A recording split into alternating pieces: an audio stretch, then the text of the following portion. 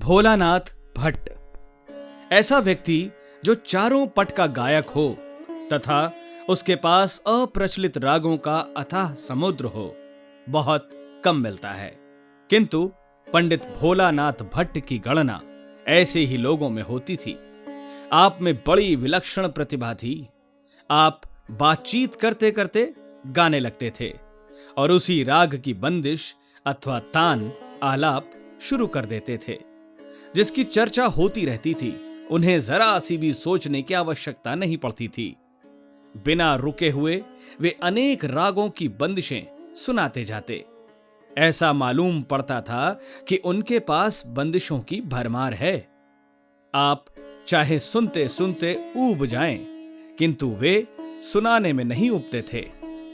आपके पिता का नाम पंडित मोतीलाल भट्ट था, जो दरभंगा राज्य में रहते थे। पंडित भोलानाथ का जन्म वहीं पर सन 1899 ईस्वी में हुआ। आपके पूर्वज मारवाड़ राजस्थान के फतेहपुर नामक ग्राम के रहने वाले थे। कुछ कारणवश राजस्थान छोड़कर उत्तर प्रदेश के इलाहाबाद जिले के कराली ग्राम में रहने लगे। संगीत आपकी वंश परंपरागत व्यवसाय थी। आपने ध्रुपद धमार की शिक्षा अपने पिता पंडित मोतीलाल भट्ट से प्राप्त की। पूज्य पिताजी से थोड़ी शिक्षा प्राप्त की ही थी कि अकस्मात वे स्वर्ग लोक सिधार गए। पिता के मरने से आप अनेक संकटों से घिर गए। परिवार का पूरा उत्तरदायित्व आप पर आ पड़ा। संगीत सीखने के लिए भी कोई रास्ता नहीं दिखाई पड़ा। पर एक बार आप इतने हतोत्साह हुए कि आत्महत्या तक करने को तैयार हो गए। किंतु पिता के एक दोस्त ने आपको बड़ी दिलासा दिलाई, जिससे आप घोर संकटों से लड़ने के लिए तैयार हो गए। आप अपने मामा स्वर्गीय श्याम सुंदर भट्ट के पास गए और उनसे ख्याल गायन की शिक्षा लेने लगे। उस समय से आप संगीत के पीछे दीवाने हो गए और इधर उधर भ्रमण करने लगे। जहां भी जो कुछ मिला उसे ग्रहण किया। एक बार वे कोलकाता जा पहुंचे। वहां उस्ताद करामतुल्लाह के द्वारा सेठ बेचा बाबू से भेंट हो गई। वे आपके गायन से बहुत प्रसन्न हुए और आपको काफी धन दिया। तब से आप कोलकाता में ही रहने लगे। कोलकाता में उस्ताद मिट्ठू खां की बहुत सेवा करने के बाद उनसे थोड़ी बहुत शिक्षा प्राप्त की।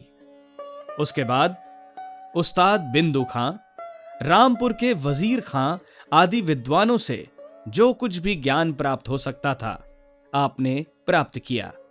आपने विभिन्न रियासतों में भ्रमण किया और जहां भी गए गायन से रियासत नरेशों को खुश किया। कुछ रियासतों में थोड़े थोड़े समय तक रहे भी। सन 1950 से भ्रमण छोड़कर इलाहाबाद में रहने लगे और गेरुआ वस्त्र धारण कर लिया। संगीत विद्या दान में बड़े उदार हो गए। प्रयाग संगीत समिति इलाहाबाद में संगीत की उच्च शिक्षा देने लगे और तभी से संगीत प्रवीण की कक्षाएं नियमित रूप से चलने लगी। वृद्धावस्था की वजह से कुछ कम भी सुनने लगे थे, किंतु जब कभी थोड़ा बहुत गुनगुना देते थे तो उनकी चरमावस्था का अनुमान लग जाता था। श्री B.R. देवधर तथा श्रीमती माणिक वर्मा ने आपसे काफी लाभ उठाया। इसके अतिरिक्त आपसे अनेक व्यक्तियों ने संगीत शिक्षा ग्रहण की। पंडित रामाश्रय झा, पंडित गणेश प्रसाद शर्मा, पंडित शंकर लाल मिश्रा आपके मुख्य शिष्य हैं। आपकी मृत्यु 16 मई 1970 को थोड़ी सी अस्वस्थता के बाद इलाहाबाद में हुई, जिससे संगीत जगत को बड़ा आघात पहुंचा।